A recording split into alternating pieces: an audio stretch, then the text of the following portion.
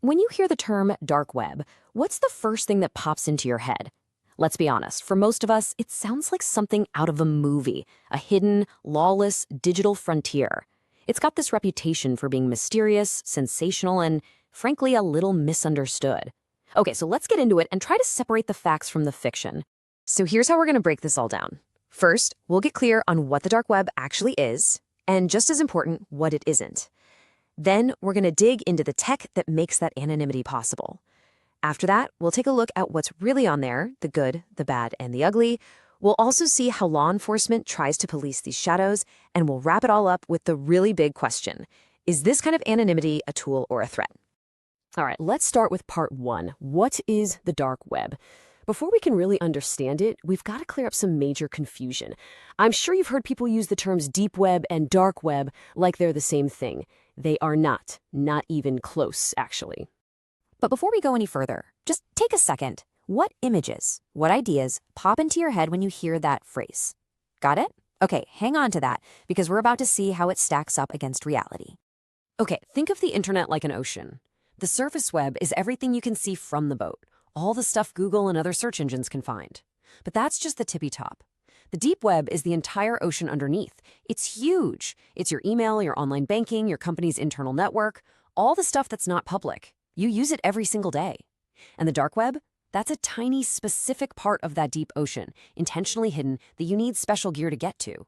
So the big takeaway is the dark web is on the deep web, but it is not the deep web. So how does this little corner of the internet stay so hidden? Well, it all comes down to a really clever bit of technology that was built for one main reason: to make you anonymous. And the key to that whole system is a tool called Tor, which stands for the Onion Router. It's free software anyone can download, and it basically scrambles your internet traffic to hide who you are and where you're from. You absolutely have to use a browser with Tor to get to any of those special dark websites, the ones that end in .onion. And here's why that onion name is just so perfect. Imagine you write a secret message. You put it in an envelope. Then you put that envelope inside another one and then another one. That's step one. Your data gets wrapped in multiple layers of encryption. Then it gets sent through a totally random path of volunteer computers around the world. Each stop on the journey only peels back one layer of the onion, just enough to see where to send it next. It has no idea where it started or where it's ultimately going. By the time it gets to its final destination, the path is so scrambled it's nearly impossible to trace it back to you. Okay, so we know how it works, but what's actually on the dark web? We've all heard the crazy stories, right? Well, the truth is, it's complicated. It's a real mix of things. This study gives us a pretty fascinating peek. It found that, about 57% of active sites were being used for illegal stuff. That's a majority, and it's a huge problem. But look at the other side of the chart. That means over 40% of the content was not explicitly illegal. And that kind of challenges that idea that the dark web is only a playground for criminals. Of course, the illegal side is what gets all the attention, and for good reason. The thing that really put the dark web on the map was the Silk Road.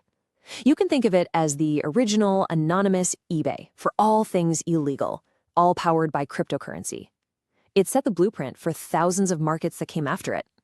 But it's evolved way beyond that. Now, the dark web is home to this massive criminal supply chain, a crime-as-a-service economy. It's not just about buying things. It's about buying tools and access. Hackers sell ransomware kits, they sell tutorials, they sell huge dumps of stolen data. For instance, in 2023, you could find the login info for about 100,000 ChatGPT accounts up for sale. It's a one-stop shop for cybercrime. But, and this is a huge but, that exact same powerful anonymity is also a shield. It's a lifeline for people living under oppressive governments. Think about it. For journalists reporting on corruption, for activists organizing protests, for whistleblowers trying to expose wrongdoing. Being able to communicate without being watched isn't just a nice to have. It can literally save their lives. And here's the fact that might just blow your mind. One of the guys who co-created Tor actually said this. Why? Because giant mainstream platforms like Facebook and major news outlets have created their own official .onion websites. It allows people in countries where those sites are banned to get access to them safely and privately. It's an incredible use of the technology to fight censorship. So you've got this space with all this activity, both good and bad. How on earth do you even begin to police a place that's built to be anonymous? Well, it's a constant high-stakes game of cat and mouse. So, since you can't just trace an IP address, investigators have to get really creative. They do a ton of digital detective work, scouring public data for clues. That's called OSINT. Sometimes they have to hack the hackers, compromising criminal websites to expose the users. And a lot of the time, it comes down to global teamwork and good old-fashioned undercover operations to get inside these networks. And these tactics work. They've led to some absolutely massive wins. This timeline just goes to show that even with all that anonymity, criminal empires can still come crashing down. From the huge public takedown of the Silk Road to the incredibly important work of dismantling horrific child abuse networks like Playpen and Boys Town, it proves the dark web is definitely not an impenetrable fortress. And all of this brings us to the real heart of the issue, right? This isn't just about technology. It's a much bigger philosophical debate about privacy and anonymity itself. It all comes down to this fundamental duality. On one hand, this technology is an incredible shield for liberty.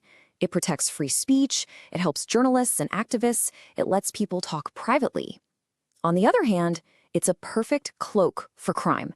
It makes illegal markets possible, it helps extremism spread, and it fuels cybercrime. And here's the really tricky part. You can't have one without opening the door to the other.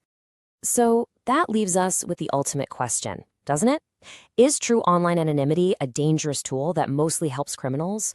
Or is it a fundamental human right that's absolutely essential for a free society in this digital age? There is no easy answer here, but it's a conversation we all have a stake in as our world gets more and more connected.